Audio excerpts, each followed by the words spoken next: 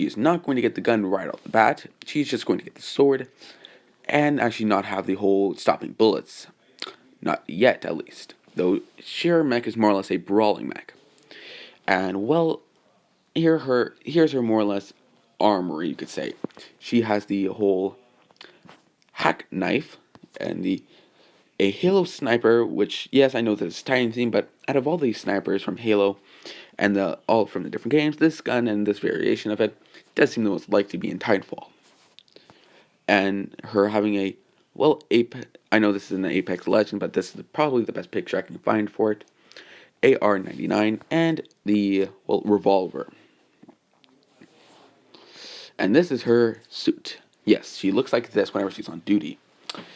And she does grow up and actually, her mother, Inko, is not the, best, because she got rid of Izumi. Why? Well, she got pregnant for accidentally, and she didn't want to take care of the kid because, she was still a minor. So she was about, I would say, 18. So she couldn't really take care of little Izumi. Sad to say. And when she did, and then going to the orphanage, growing up, realizing the orphanage realizing she has no quirk, and getting rid of her as soon as she can. And they think that no one would adopt a, quirkless kid. And they would be right. So they kicked her out, and, she went to a slums. She wandered into the slums and never came back out. Now, what is the slums? Well, if you've ever seen shows where there's very poor people, and there's regions of, different regions of where poor people are, yeah, that's the slums. Though she is wandering around very wonderingly and very scarcely. And note, she has no training or any such form. She's just a scared little 5-year-old that is wandering around a part of the city that is where poor people live. So, yeah. And some old man, I'd say about in his 70s, or actually, 60s, does, look at her and asking where is she going. Her saying she doesn't know. I'm sorry, when I just sneeze. And the old man just saying then, do you have any family? Her saying no, and she never knew her mother or father. If she ever had a father.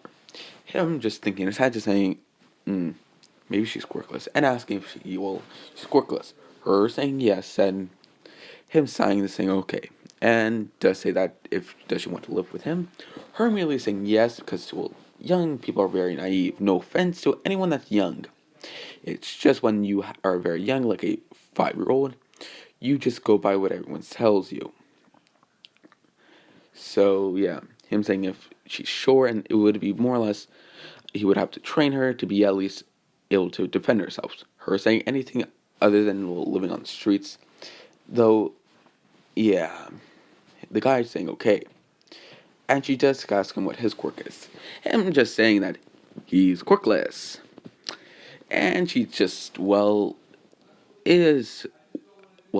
surprised though is saying okay. They go to his house and the guy makes her a meal. What is the meal? Bread and butter. Yeah. And she does say thank you and goes to sleep. The guy thinking of how he should train her. Him also being him going out that night to a vigilante work. And, that would happen for about, I'd say, 4 years. Or until she's about 10 years old. Or at least, not 10 years old, about 15. And in those, around 11 to 10 years, she's been training very hard with him. She knows several martial arts, how to use a knife, and how to shoot guns. And, there is one day, you hear an explosion in their apartment. It's people that want him dead, the old man dead, because, yeah, he might be 60 years old, but he's still an old kicker. And he's a vigilante, and he also thinks that if no one's going to help people, He has to, and he got the attention of some Yakuza that do, well, establish themselves there. What do they do? Drugs, and yeah, lots of drugs. Because, well, you have an addicted person, yeah, they would get money no matter what. And, well, with them blowing a hole in the wall and Izumi being scared, him saying it's fine and getting proceed to shoot everyone. Though him getting shot himself, though taking everyone out. Now, this was just a little small gang that did well want to kill him. Though seeing he was very skilled, he always has a gun on him for precautions. And, well, he did take one too many shots. Her realizing that and tries to say to sit down so she can take the bullets out. With him coughing up blood and saying, no, it's fine. And him saying that, take my suit, take my armor, take my, well, booster. And him taking his booster off and, well, giving it to her taking it, putting it to the side and saying, oh, come on, you old fool. Don't die on me. I can't lose you. And, well, he does say that he's very regretful and does more or less say that if she ever does have a boyfriend, make sure that he pays on the first date. And says other things that, well, hit her very hard. Him eventually, after 5 minutes of talking, dies. Her sobbing and being very pissed off at the gang. Because that wasn't their full gang. That may be a small gang. Yes, I explained that. But that wasn't all their troops. I'd say that was about 3 men that came in. And how did they get explosives? They bought it from the Yakuza. Their main, or at least they asked for bombs, and after paying some money for them, they got it. Yeah, that's how they got the bombs to blow up the wall. Her making she didn't change the helmet because it wasn't, well, she could fit into it fine, but her changing the whole armor to look like, well, this. And, well, over the next passing up till she's 18, so about 5 more years. Oh, she doesn't kill people, that she just, well, badly injures them and throws them to police stations. Her getting the name Fallen Angel. Why?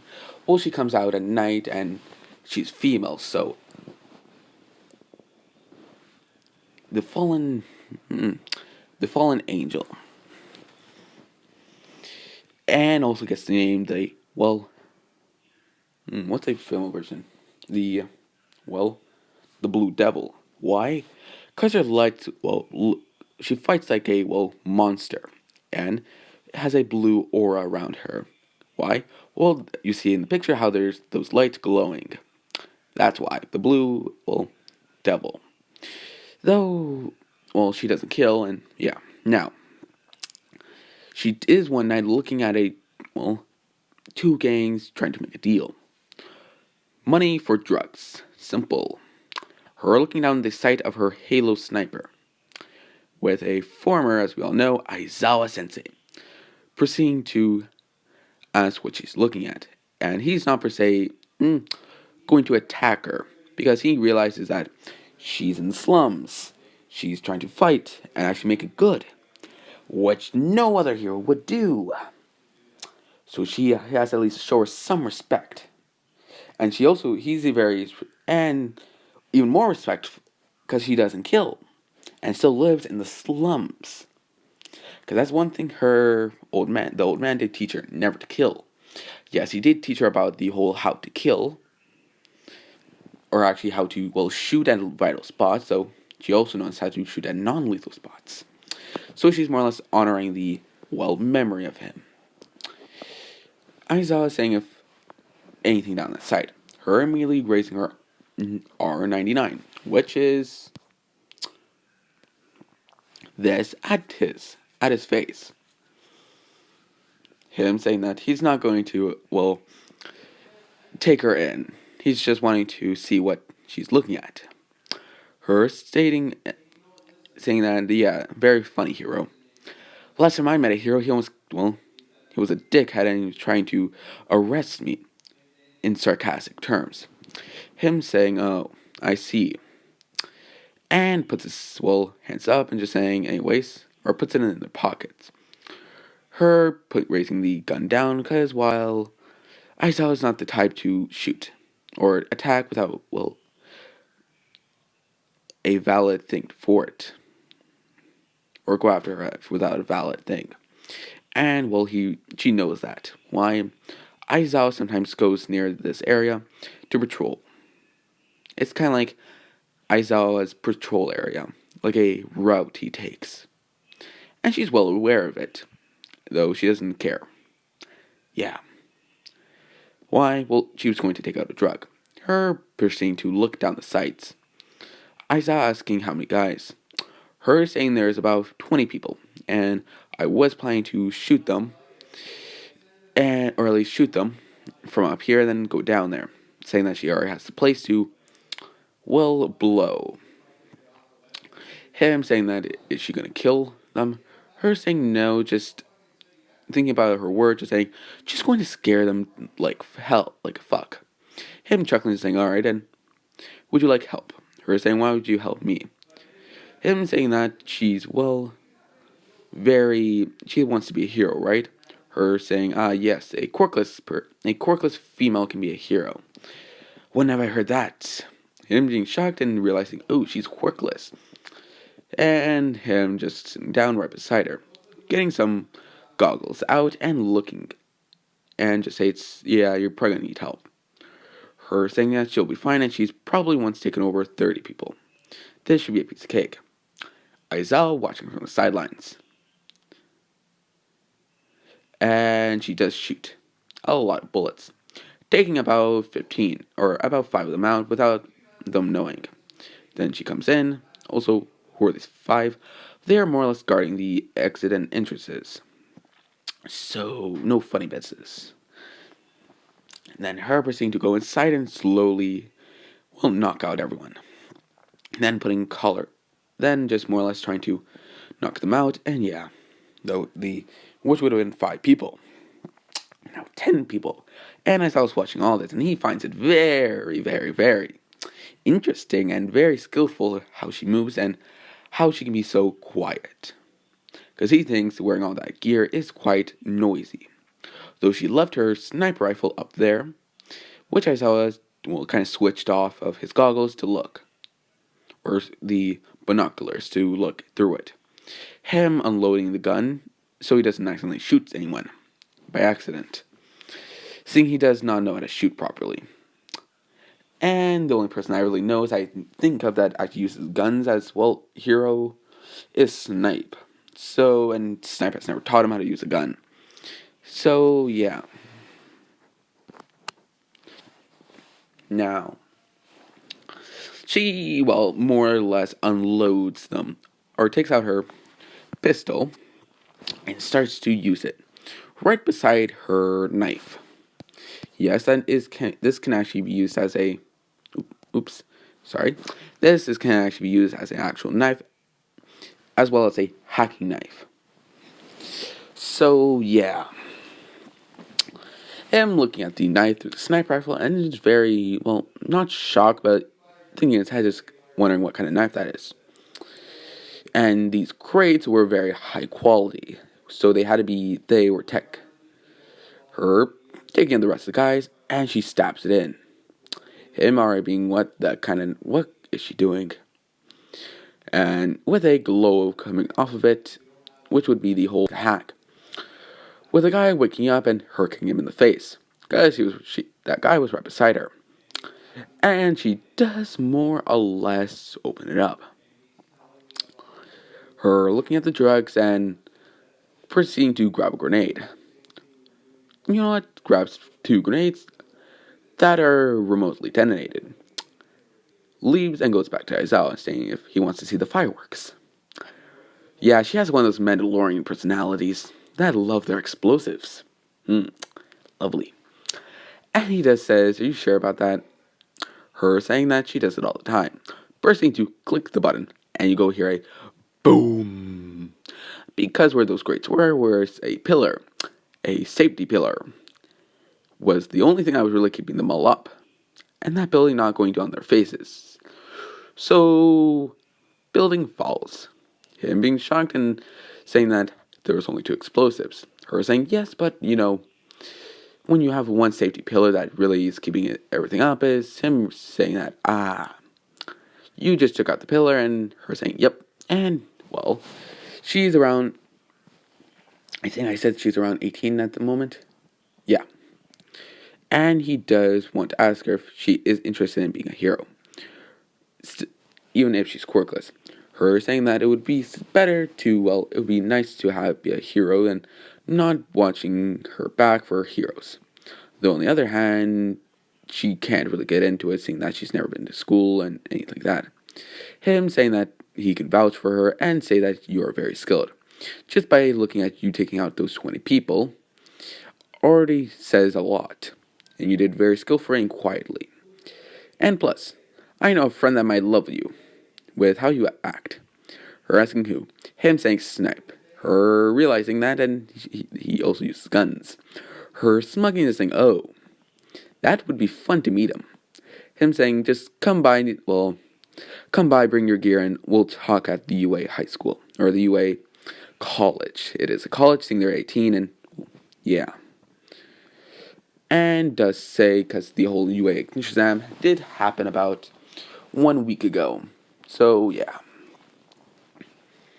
Now, seeing Izumi is not, well, known by Bakugo. Bakugo is not knowing Izumi, so no Deku, and so, yeah. And he does ask her for her last name. Her saying it's actually, what's her, what's,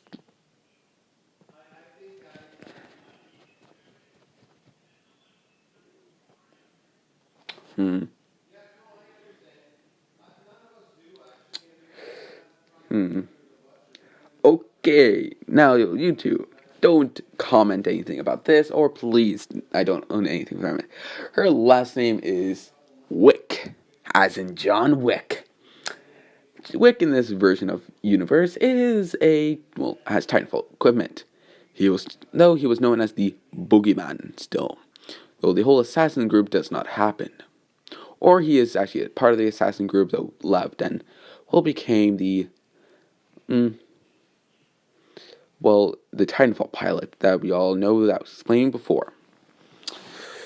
And Aizawa does look in the past of what their armor is, and realizes that there is a person named John Wick, formerly as an assassin then turned vigilante.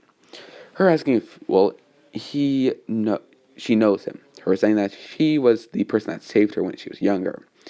And he does ask, do you know where he is? He's a criminal. Her saying no, and he actually died about 4 years ago. Or, what was it, 5 years ago? Yeah, 5 years ago.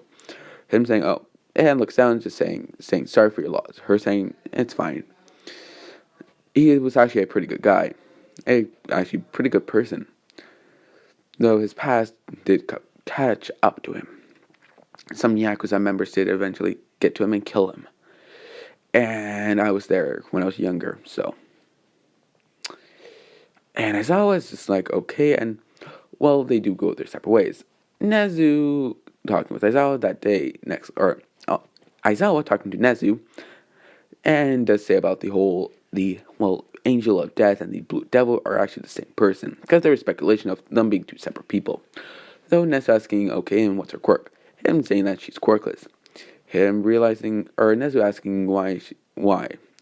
Him face-palming to saying, Nezu, you think a female that is quirkless, that probably was abandoned by the orphanage, a certain orphanage that we don't know of, and just abandoned her. Naz is realizing that this is done several times in the past years, that whenever a quirkless person will come up. Him sighing and saying, okay, and what does she offer, skill-wise? Him saying that she's she's a good fighter, and I could probably take her on, and we would probably be equally matched if we just brawled without any gear. But him just saying that, though, she would win it with gear. Nezu asking why. Him saying that she has a R99, a revolver, and some sort of secret weapon that's been seen once. Which would be this.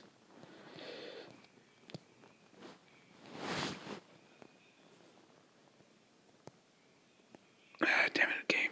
Which would have been this. Without the gun, just the sword. though he doesn't know and never seen it. So, yeah.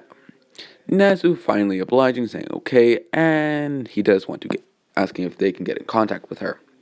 Him saying that actually she's going to be coming tomorrow, or coming 1 week from now on the first day. Though I do have to give her some clothing for the whole class. And Nezu was saying okay, and it's not like she has a UA uniform just lying around. And as we realizes that, so he just obliges and gets her a female uniform. One night, they do meet up again, and Aizawa throws her a bag. Him just saying that you can grab what her saying, so I'm actually going to UA. Him saying yes, and is there a problem? Her saying no, just never thought I would go to, one of the most prestigious high schools or colleges in a billion years. Him chuckling, just saying, yeah, I get what you're saying. And, she does get the bag and, leaves then. Eventually leaves, and yeah. Her choosing out some clothing for female. She puts on some long pants with some combat shoes, and the female top for UA uniform. And, yeah. This is now in dangerous territory for me, and if I ever talk about women. Now, women, if you're seeing this is no disrespect. Though I'm talking about her body type, so no disrespect, okay? She is more of think of Ochako, just a little taller, and more muscular. Though looking like Izumi with long green hair. Okay, now, any women, I'm very sorry, again. No, okay. Now, she does eventually go, and people are wondering who she is, because she got there bright and early. Why? Because she had to talk to Nezu. And Nezu wanted to meet her, did say to Aizawa tell her. And Aizawa did tell her when we did last speak with Nezu or with Aizawa and Izumi. So yeah. So she did come early and will come in. Him seeing her having, I say not wearing the jacket at the moment, just wearing the white shirt and the red tie because she doesn't want to get sweaty because, it was sunny that day. Him looking at the, up shoulders and realizing she had some scars and does ask if she has more scars on her. Her saying yes, and there were, a bitch to get sometimes. And him saying okay, and her saying if they need her hero gear. Saying that's, in my bag. Or it's in my, this duffel bag. Him saying no, and it's fine. You can keep it. And you made it and you own it, so we don't care. It's fine. We can only keep tabs on can we at least put a tracker on it? Her saying that's fine, and Nezu just toss her a tracker. Her taking her helmet out, and Nezu seeing the helmet with several scratches, and yeah, her putting it inside at a certain spot where it could not get shut out or damaged. And Nezu does look at her phone and does see the whole tracking, and does say okay. Him just starting up a conversation and getting to know, Izumi better. Him realizing that, yes, she might be in the slums, but she's, damn smart. She had to be. And she even says that she had to get smarter just so to survive. And yeah, Nezu, realizing that's very true. And he does ask one more thing. Aizawa did say about you had a secret weapon. Her saying yes, and, I could, and I actually going to try to get it moved, though I need a truck, or a big, one of those truck that's, excuse me, that you can, put a car on. Him saying that, saying that one which she needed. Her saying probably I could bring it by the end of the day if you gave me one by the end of school. Him saying okay, and, now the first day of school. She goes into class. And a little late, why was because, Aizawa realized that she had to talk to Nezu, and he does wait for a little longer. And her coming in, and no one knowing who she is. With Bakugo, because she doesn't put her shirt up, and everyone sees the scars on her forearms. With an Kirishima just saying that, hey, who are you? You weren't at the whole, UA, at the UA entrance exam? and her saying she wasn't. And Shoto saying, wait, did you get a recommendation? Saying, nope. And everyone asking, wait, did she just get in because of her, well, fortune or some sort of... Her laughing, saying, oh, you think of me as rich. Oh, you don't even know who you're talking to. Her saying that she grew up in the slums and still lives there. Them being shocked, and Ida says, then why is a... Because Ida's a brat still. Saying that why is a, well, person from the slums here? That's such a disgrace. Her saying that, oh, really? I could probably dislocate every single bone in your body in the next 5 minutes. And I wouldn't even care. Him saying that that would be villainous for you scum. Her saying, oh, let me rephrase who I am now. My name is Izumi. And you better off know me as the fallen angel. Everyone just faced is like, oh shit, who are talking to her, saying she does go by another name, the Blue Devil, or the Mistress of the Blue Mistress. And yeah, and Ida saying, with Bakugo saying, oh, what's your quirk? Her saying, tell me, what's your name? Him saying, it's Katsuki Baku, and don't forget it, I'm gonna be the #1 hero. You extra. Her saying, ah, lovely, arrogant piece of shit. Him saying, what did you say? Proceeding to blow himself towards her. Her, when, well, he does try to use a right hook, her catching him and her throwing him into the ground. Him coughing up some spit and just says, what the hell? What's your quirk? Her saying she's quirkless. Everyone thinking that's badass, and how did quirkless kid get into UA? And as Aizawa finally getting him, saying, alright, shut up and let's explain. And I'll explain everything. And he does ask for Izumi to go up. She explains her backstory, saying that she was raised and given away and then became quirkless from an orphanage. Ida immediately feeling bad, saying that he's sorry. Her saying, oh really, you're sorry after you hear all my sappy backstory. Wow, the hero society is all shit. And I thought proceeding to say, sorry for my kid, sorry for the student, and I'll discipline him later. Her saying it's fine, and yeah. And after some more time, he does say that they're going to do a physical test. And yeah. Her saying okay, and proceeds to go down. Her asking if she can use one of her gadgets. Him obliging, because, well, she's quirkless, and her at least getting some equal footing. What does she get as her tech? She gets the boost pack. What is that? Well, you see in the background how she has something on the back of her waist. That's it. It's kind of like how you can have a double jump. She uses that, and everyone's like, how can she use tech? And with a, face palming Jiro, saying that she's quirkless, and it's not like, and she has to have, some different gadgets that help her out in different scenarios. Her saying sorry for her friends. And you have her saying it's fine. And yeah. Don't worry, I've gotten been called different names over the years. And that's, them all just scuffing around saying how it's fair doesn't really, affect me that much. And saying that she was once called a bitch, a whore, and several others. And yeah. No, insulting women. Saying that now. And they do go through the test of her getting, not the best, but not the lowest. Minna doesn't leave, and yeah. Though I should fail to mention that in the whole, changing room, she had a knife. And a knife that could take someone's eye out. She just puts it close in his eye. And when Minna was going to look, you hear a shing, would have been the metal going through the, hole in the wall, and almost hitting Minna in the eye or the forehead. Him going back and falling on his head, him asking, ow. Them seeing the blade and All the girls are chuckling, which can be heard from the boys' room. And they just laugh at Mineta. Yeah. Now,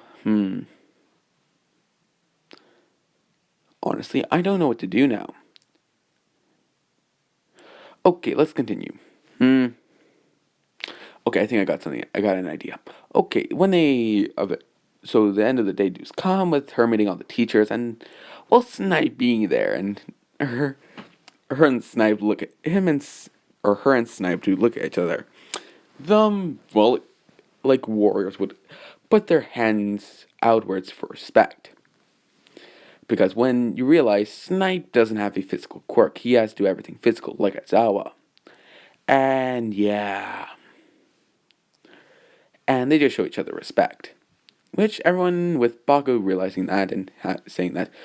So a pro hero is showing respect to a first year. Her saying, no, I'm probably more experienced in battle ray than all of you. Her saying that, and she has the scars to prove it. Him saying, sure you do. Her proceeding to say, 1 second. Taking off her jacket and, well, showing her bra, obviously, though no disrespect, though everyone's seeing all her scars. Whether it be a bullet wound, a knife, or it's just some, well, fire. Because over the years, she has gotten several scars from different scenarios, like at one time a flaming building and, well, yeah. And in others, just some people using knives and, well, sharp objects. Others, guns, and, yeah. One even a grenade. Though it got hit in her arm, which was that big scar on herself. So, yeah. And her putting the jacket back on, all her clothes are the, well, shirt, tie, and jacket on, saying that is that proof enough? With several, well, guys blushing and saying yes. Mineta not being able to look away, saying, oh, and going towards her saying, if you need before you can finish that sentence, window breaks. Mineta leaving the room with a sour face coming from Snipe, saying that, did you really have to do that? Her saying, he's a pervert, and if it wasn't for him moving, well, this morning, he would have he would have died. Him saying, what do you mean? Her saying that there was a hole in the, well, there was a peeking hole. Him realizing, oh, that kind of thing, pervert. Him saying, okay, and he'll fix that. Her saying, it's fine. Her saying, okay, and yeah. With some of the girls sighing in relief. So, yeah. Alright, I'll just go to the heroes versus villains set, then I'll finish this episode. For my 100 special. Also, yes, I should explain that better. This was my 100 special. So, and more on that, I didn't explain this in the beginning. Because this was my, well, third take of this, because my phone kept turning off the recording, and yeah. So, yeah, this is my 100 special, so thank you for all who joined, actually. And I know this is actually becoming in the middle of the entire thing, though. I cannot show enough gratitude to all of you who actually started. And at least you all get the comment of saying if my channel ever goes into the thousands, that you were there from the start. Now, thank you for all of you who had joined. Now, back to the story, all you lovely people. Whether you be female, boys, and any race. I don't care. Yeah. And yeah. And, well, everyone's seeing finally being able to see her here. Though, because, oops, sorry, when you did have to see that. That's been happening a lot recently. And, well, it comes to the next day and to say, oh, I am here, coming through the wall or going to the room like a human being. Or like a normal person, I should say, not like a human being. Yeah. Anyways, so yeah. Him saying that, the whole explanation of showing the suits. With her suit being in a duffel bag. Because it can't be put in a suitcase. And everyone realizes that's just them looking over to saying, how much gear do you have? And she does hear her saying, enough. And what is in that bag? Well, her 3 guns. And one's particularly big. With her taking it out and just look at it. Them all only seeing the sniper rifle and them all like, oh shit, she has a gun. Her just saying okay, and just look. And just, well, they'll go change. Her changing and them all seeing the whole picture you see now, with one of her sides holding a pistol, the other having the R99, and the back of it having a sniper rifle with a jetpack that they saw the day before. Ame being very impressed that she has this gear and ask her where did she get it. Her saying that if she told you, she would be arrested. Him saying, so. Her saying, my. The old man that you might know of, saying that he was the boogeyman. Everyone freezes and is saying that she was taught by the boogeyman, saying that he was also quirkless and he taught her everything she does know. Him immediately asking where that villain is, or where that scum is. Hers just saying loudly that he is not scum, he's actually a really good person. And he died protecting her. And realizing, well, he died protecting a young girl. Him just saying, oh, what was he protecting you from? Her saying that one day his past caught up to him and, well, he got too many bullets into him. Him just saying, okay, and, well, yeah. And informing Nezu after the whole thing. And Nezu's not, slightly not shocked, because, well, he's seen how she fights, and it's related to John Wick's fighting, so he always thought that maybe those two had some semblance, or like a old daughter, though when she did hear that she was an orphan, he just thought that he took her in, and, well, yeah. And the heroes versus villains test. It is going to be, instead of, well, it's still going to be Bakunita, but instead of Uraka, it's going to be Jiro. Now, y'all can tell what the ship is by now. And, whatever. And yeah, with Deku more or less, Izumi more or less looking at her gun. With, well, her going to Jiro and does ask her, where do you think the bomb is? Or Jiro asking, where do you think the bomb is? Her putting her hand on that, well, that high thing that's glowing blue at the moment, where it's like, ever seen that Star Wars reference, where they have those, like, things that they put down to see, like, in 3D. And something no one knows about the whole bomb that I find kind of interesting is it radiates from heat, kind of like a bomb would do. She does it at the top floor and does raise her thing up again. Her asking how does she know? Her pointing at her, well, device that she does have on her helmet. Her saying, why can I, like, show heat signatures?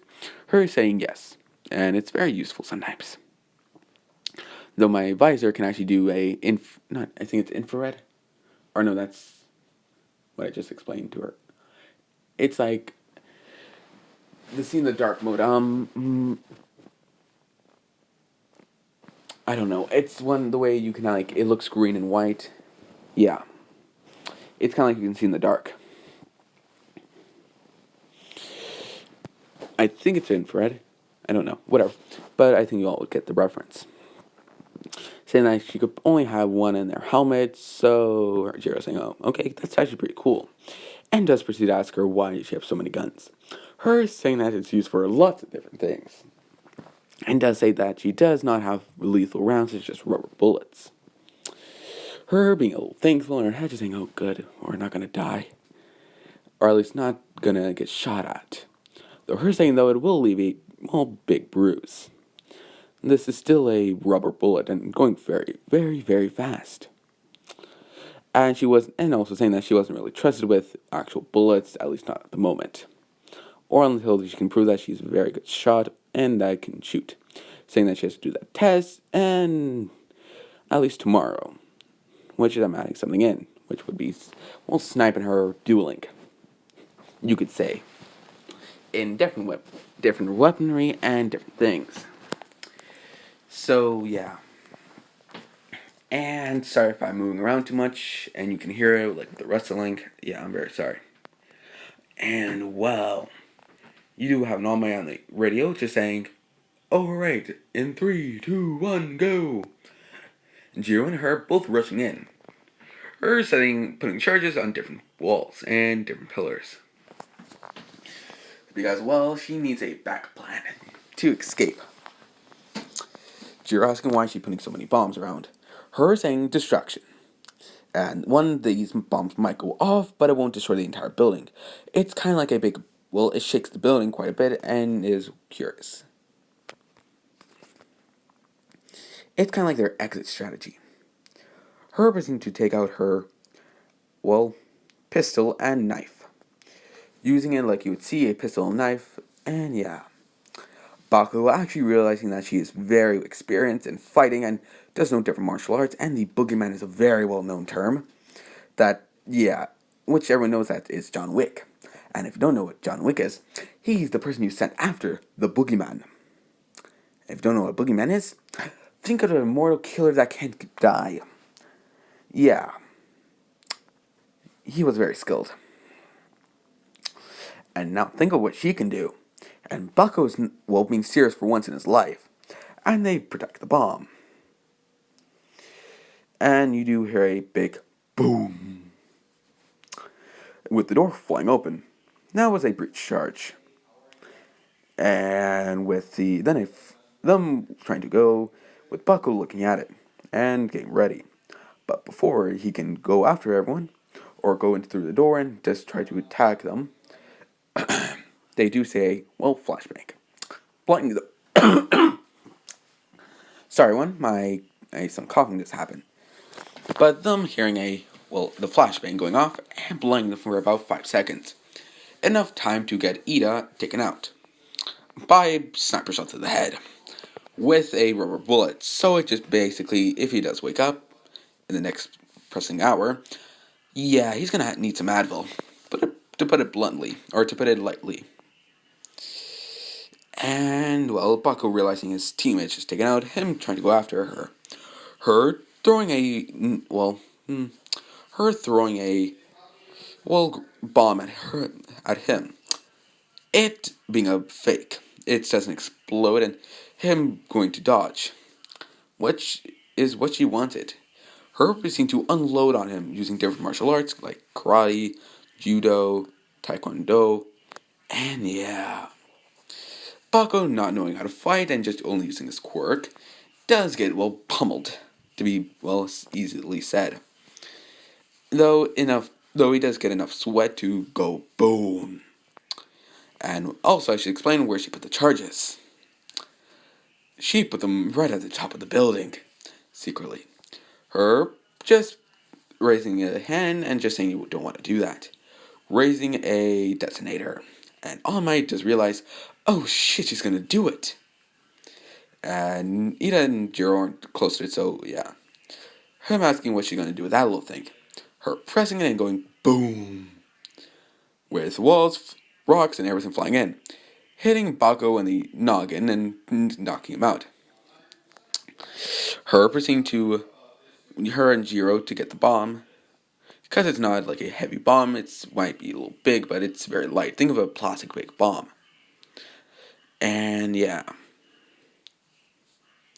Them pushing it towards the, well, nowly open wall, and they do see everything. The bomb is captured. And he just say, winners. What? And yeah. And, well, after the whole, everyone else goes, Mo does the whole analogy and everything like that. And does say that she did it in a militaristic way. Her saying that, well, John Wick was known for being in the military when he was younger. And how he could just, well, come in and out very suddenly and being very, well, a good hider. Was very well known also. Like, John Wick was a very well known person. The only reason why he survived so long was because he was part of that assassination group before. Then he donned the pilot armor. And no one knew who that was. So, yeah, if someone knew that he was a pilot, governments wouldn't be standing around. Let's just say that. And, yeah. And that day, and actually I'll say that Nezuda had some hard time getting a truck immediately coming to UA very silently, so it did come that day.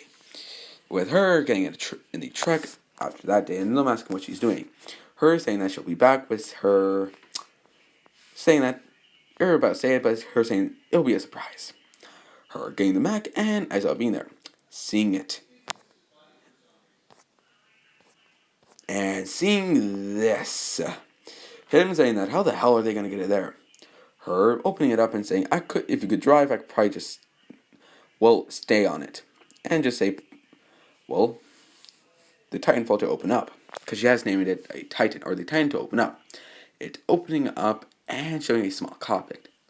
Him asking how the hell did you make this? In a very surprised tone. Her just saying, you realize I kind of stole tech, right?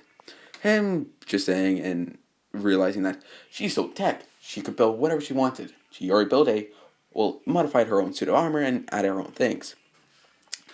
And yeah. Him just saying, okay, and what's with the big sword? Her saying that, if I ever do need something, or if I ever need a apple cut. Him face palming saying, yes, you have a big knife to bread your butter. Or butter your bread. Them both laughing. And yeah. With her her having the hatch open and getting on the thing, it falling down for this whole suspension. It went like suspension at the for however high it was, 2-0. Yeah. Lovely. With a big thud. And it was like a with the wheels coming across sometimes. Because it was kind of grinding off of the, rims. With the whole class 1A staying there and, making sure their parents know about this, so they called it. When they do see the Mech, and they just see a big ass, Mech as the Ronin walks through, and, it's still having this whole look, as you see in the picture. With Kirishima just saying, that's so manly. Her saying, thank you, I think. Him just saying, it's very womanly. Her saying, the first one was fine. And Natsu coming out saying, is that the... And pauses and looks at it and, all its greatness. Because the Ronin is a, piece of machine that can take out anything you really want it to. It's lightweight, very maneuverable, and with a sword, yeah. Him just saying that, how in the hell did you make all that? Her saying it took her about 3 years to make it all. And it was a pain in the ass to make the cockpit. And especially the arms. And it does say that she will modify it a little more, seeing it has actual tech. Saying that the only real reason why it's not even more high tech was because of the lack of resources she had. Because, whenever she wasn't taking out criminals, she was building this thing. So Nezu obliges gracefully. May Hotsume sing this and just like, that's a big ass baby. I'm trying not to laugh at that joke now. Yeah. And her saying, don't touch. Her saying, why? And Smentos just stating that she built it and does ask how the hell she built it. Her is looking at Mo and saying sorry and just saying that she kind of stole some stolen tech, and Mo finally realizing that one time their family got some tech stolen. And realizing that is from the Mech of Ronin, and her asking if they could have it back. Her saying that if it can be replaced, definitely. Though it's probably all worn down, seeing she had to use it once and she doesn't know how the quality of it. And no, it's completely fine, though. She just has to do a maintenance check kind of a thing. And yeah. And Snipe just whistling and saying, all you need now is a big ass gun. Everyone looking at him and just saying, don't give her ideas. Hers ain't good idea. And walks with him. Why? Well, she needs to do a sniping test, or a shoot test. Her proving herself very adamantly. Though her finally doing a duel. Though Snipe does allow everyone to watch. And she's using her pistol with him using his guns. They have more or less a tranquilizing bullet. What does that mean? It's a rubber bullet, but whenever it does hit, it has like a little, does a shock to the nervous system that kind of runs out for about 10 minutes. So they can't move. And who do you think wins? She does. With a, good job, little girl. Ow. And him finally being able to get up after he got shot. Because he couldn't talk at all. Like, it paralyzes you completely. Like, you can't move a single inch of your bone body. And that thing stings like a bitch. And he was still feeling that after 10 minutes, so you know those things have a good, well, pack. They do pack a lot. And she does say thank you, and everyone's, even Nez was shocked. And yeah, I think that's a good place to leave it off. So I hope you all enjoyed my 100 special, and I hope you all have a good day, a good life, and wear a mask. Please and thank you.